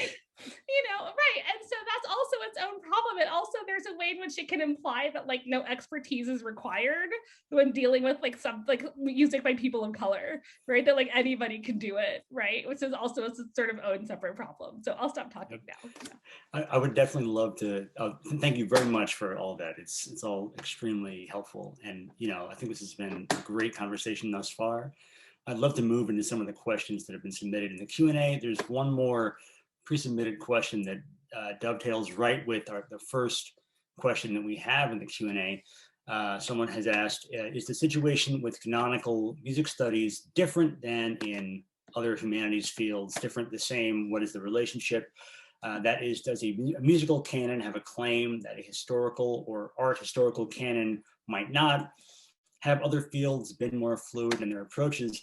And also in the Q&A, we have a question in relation to Professor Padilla, recently profiled in the New York Times for his work on classics and diversifying that field.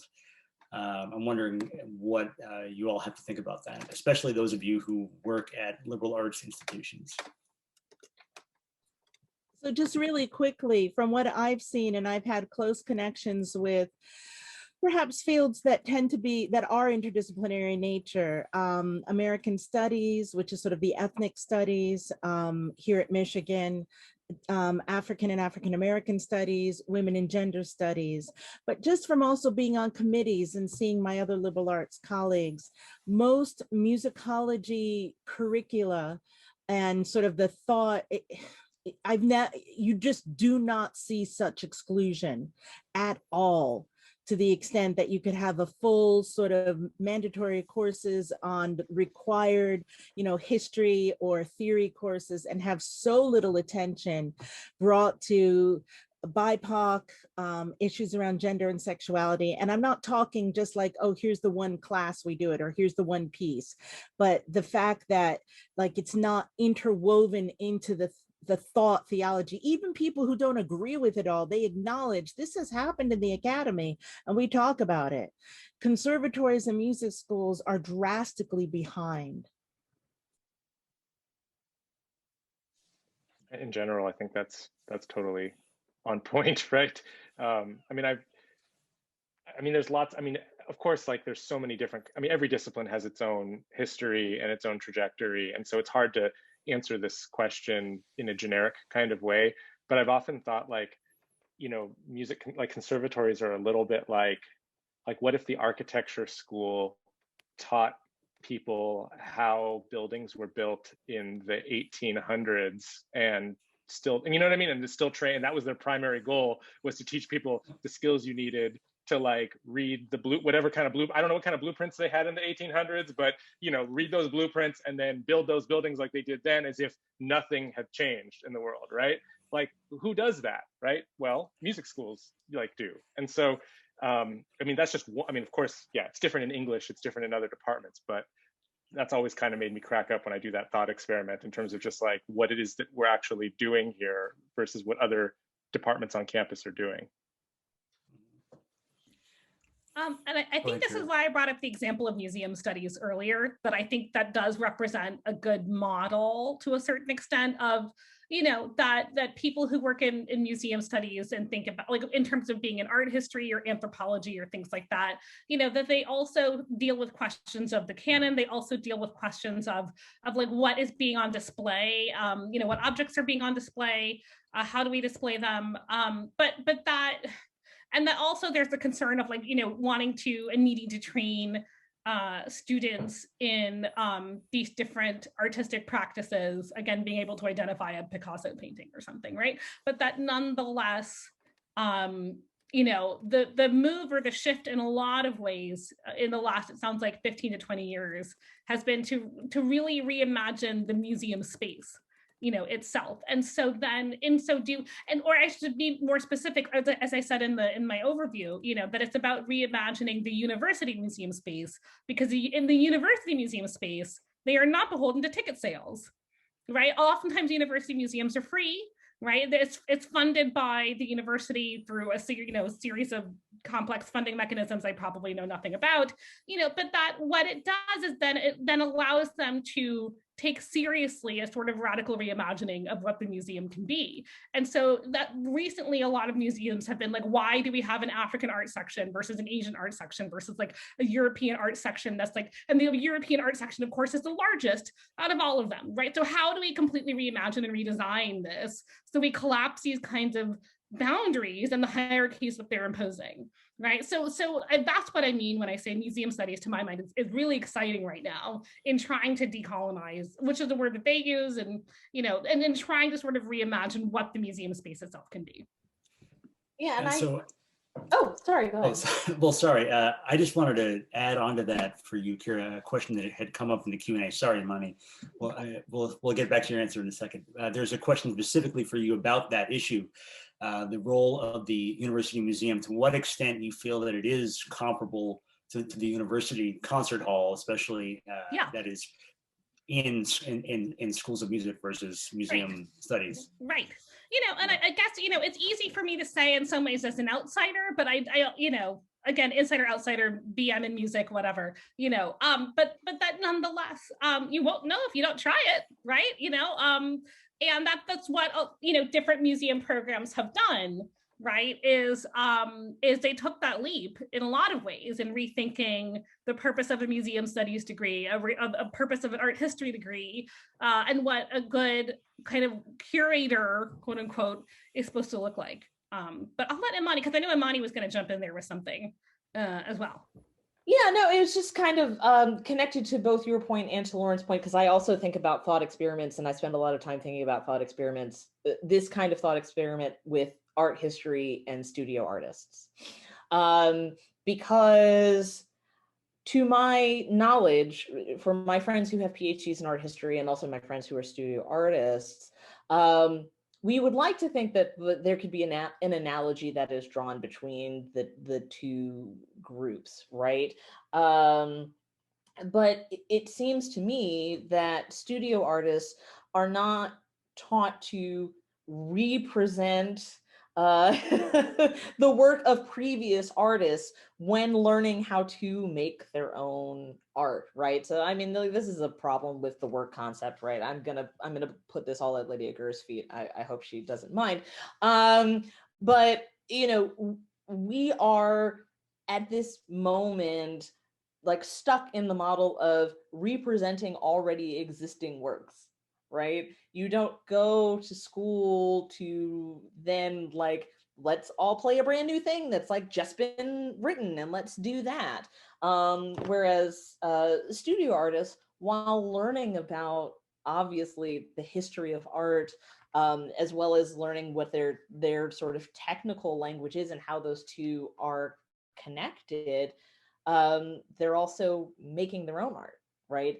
And they're making their own art that is separate from a sort of already existing history of art and artworks.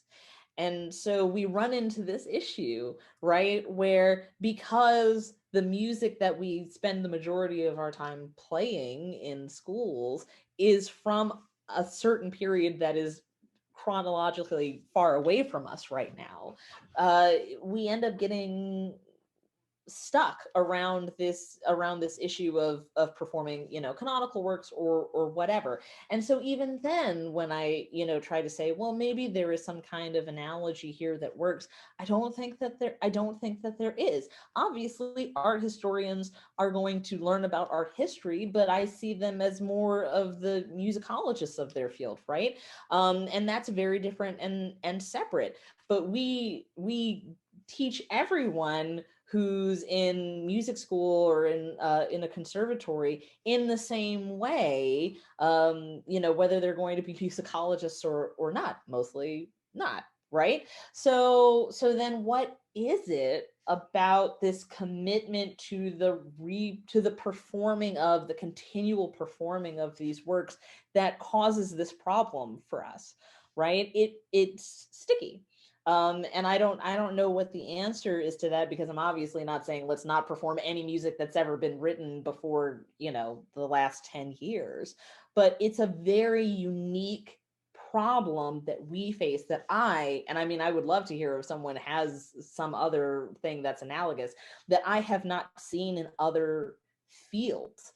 And that's why we can take all of these things that other fields and, you know, quote unquote outsiders are doing to help inform us, but at the end of the day, I think we have a very unique and individualized problem.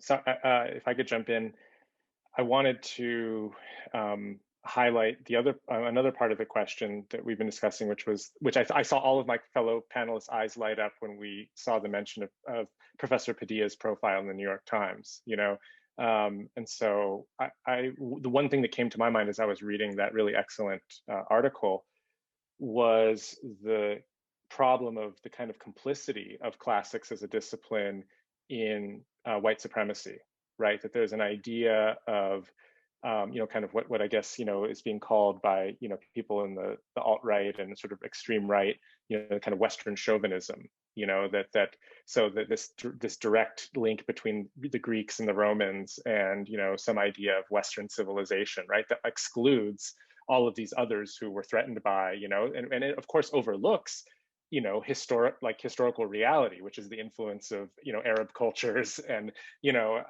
African cultures on the so-called West, you know, exchanges with Asia. I mean, there's really a global, so I think music, our disciplines, right, the way we teach music history and music education shares many of those same problems. And I think there's a way in which one of the things we need to talk about is the complicity in white supremacy, right? White supremacist ways of thinking that our discipline has supported. The one direct quote that comes to mind is, you know, in 2017, Trump was giving a speech in Warsaw, Poland, and he talked about how we write symphonies, you know, as if, right, like putting up this idea of the symphony, you know, as this crowning achievement of Western civilization, and that's what's at stake if we're going to, you know, why we need to have a Muslim ban in the United States, why we need to build a southern border wall, this idea that there's something Western that's great that needs to be protected, you know. And so for me, that was the most powerful connection that I felt between our field and what's at stake in the work that we do. How we teach music, what music means, what conversations do we need to be having, what interventions do we need to be making? All of those questions are, I think, are very similar to that one that classics is wrestling with right now, when you've got, you know, white supremacists like making references to Greek and Roman, you know, sort of classics in support of their, you know, Western chauvinism. Yeah, I wanted to actually come back to a question that relates to earlier music, because we've been talking about how to move forward, how to deal with curriculum now. And we have a question from actually a presenter of early music. How do performers and presenters of music from eras from which people of color have nearly entirely been disappeared, deal with the issues of representation and inclusivity in our repertoire? That's a great question. And the historian in me has like a million answers. It feels like, and I know I'm not the only one. I'm reading the question just in the chat, which is to say, although, you know, that this is also why I think and there was another question in there about academics a Q&A about like that academics need to do this work and not just sort of, I guess, performance faculty. I feel like that might have been the impression of it.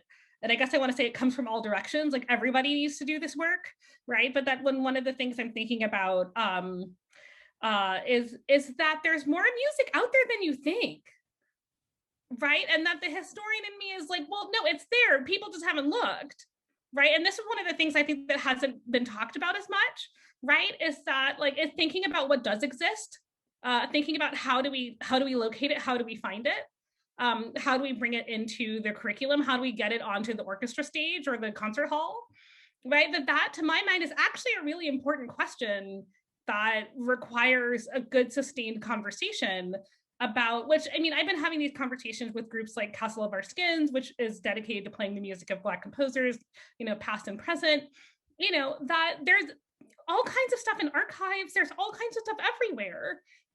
You know, it's not even, and as a historian who works in European archives all the time, it's the same. It's the same there too. It's there. You know, it's just that oftentimes we need to look for it. I think it's sort of, you know, one thing. And then also, I mean, I do want to recognize that if music isn't there, you know, especially within the context of American history, recognizing, you know, also I think the ways in which systemic racism has prevented oftentimes composers of color from getting their platforms, getting on stages, you know, and all of this other stuff. So it's a complicated thing, but I wouldn't just assume that there's no music, that there's nothing necessarily to find to begin with, I guess. I'm mindful that we're over time now at this point, and I'm mindful also of the fact that the panelists and attendees are probably very busy folks. There's one more question that I would like to get to if people have time. If you have to go, I completely understand.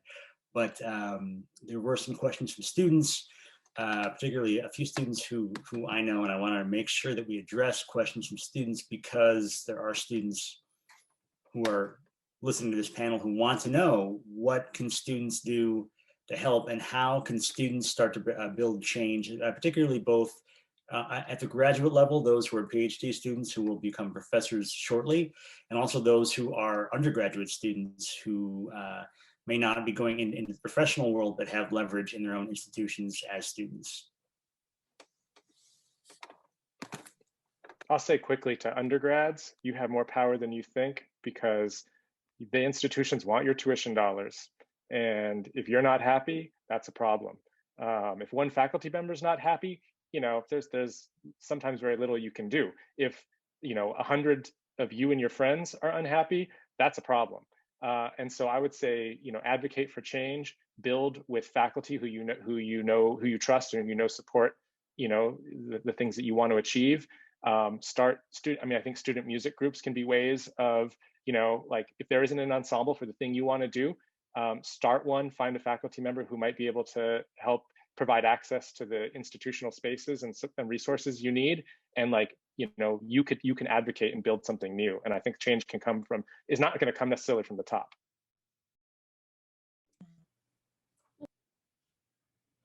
Go ahead, Kira. Oh, just really quickly, piggybacking off that, isn't that how, I mean, maybe I have the story wrong, but I know somebody mentioned jazz in one of the questions as well, George Lewis, but anyway, but isn't this how jazz programs actually started at conservatories of music? Was because of student unhappiness, right? In like the 1920s, 1930s, 1940s, right? Students demanding jazz programs. So that might just be one example. And I think this has been a history in academia. Women's studies programs, African-American programs are coming up on their 50th anniversaries in a lot of places for students wanting it. When I was at Columbia, they were just starting to teach a jazz class in the 1980s, and it was very radical. So what students say, I so love that question. You are so important. It's so important for you to be here. It's important to know that there are advocates behind the scenes trying to make changes. It's important for you to talk to us when you want some changes, let us know. It's important for you to gather together and sort of do those groups as Lauren Kachikawa was mentioning, but also to let the administration know we need to know more about this and we are going to make a stink if you don't. Yeah, I would just say, while I absolutely agree with it, what everyone has said so far, like especially undergraduates, you have more power than you realize. I can't stress this enough. find people who can wield more leverage than you do, so that way you are not putting on yourself the immense emotional labor and burden of changing an institution. Institutions move slowly and they move in odd ways. And while it's important to make your voices heard always, and that institutions will, they do see that for, wonderful capitalist reasons. At the same time, there are going to be people in positions of power who can move things more for you than you can. And finding who those people are, trusting them with your concerns and your issues, and allowing them to wield their power, right, is going to help you in the long run, because you don't want to be in a situation where you spend all of your time in school doing this kind of emotional work, coming out of it feeling empty or dissuaded from pursuing a career in music because you were so concerned in trying to galvanize institutional change. Let people who have power, who you trust, let them use their power, let them wield it for you, so you are not undertaking that immense emotional work. We want you to be students. We want you to enjoy this time and to learn and to grow and to flourish, and like not have to be concerned about what some people will call quote unquote grown folks business, right? Let people who have that power, who want to help you, who have your best aims and interests at heart and see you and understand your concern, let them leverage their power. Yep. I think we've reached the end of our time, but I want to thank you all so much for this conversation. I know it's trite to say this is the beginning of a conversation, but maybe it's maybe the end of the beginning of this kind of conversation. I certainly I would invite you, if anyone has any final remarks they'd like to say, certainly go ahead. I just want to say something really quickly to say thank you to Oberlin for doing this. You have such a long history with your alums, and they're fun alums we hear about, like Alison Blachtel. I'm always running into alums or hearing about them, but particularly around African-American education. And I just want to do a quick call out. There's, as we've heard, Rhiannon Giddens, Joannetta Cole, William Grant Still, and one of my colleagues here, Thalia Moss, who's a poet at the University of Michigan. I think she's Emerita now. Edmona Lewis, who's a Native American and Black sculptor. And I first found out about her from an opera, of course, by Bill Banfield. That was from 2002 and then just revised in 2020. And I got to see an excerpt from a conference. So I just want to say thank you, Oberlin, for being a real leader in educating Black folks without being precisely an HBCU, but being an open environment. So I just wanted to say it's great this conversation is happening here. Thank yous are a wonderful way for us to bring the session to a close, and there are many of them to offer yet again. Certainly gratitude to our insightful and dynamic panelists. We are very grateful for all you have inspired in your work and for all you will inspire in our discussions in the days to come. Thanks to our insightful and skillful moderator, Chris Jenkins, to whom we are grateful. Backstage, there is the remarkable Thea Boyd and Danielle Henrich, the staff of Oberlin Stage Left, doing heroic duty for us this afternoon, and we are grateful for that. And finally, of course, we are grateful to all of you who have joined us for this very important discussion, a discussion that will continue in the days to come as we ponder the ways ahead. Thank you.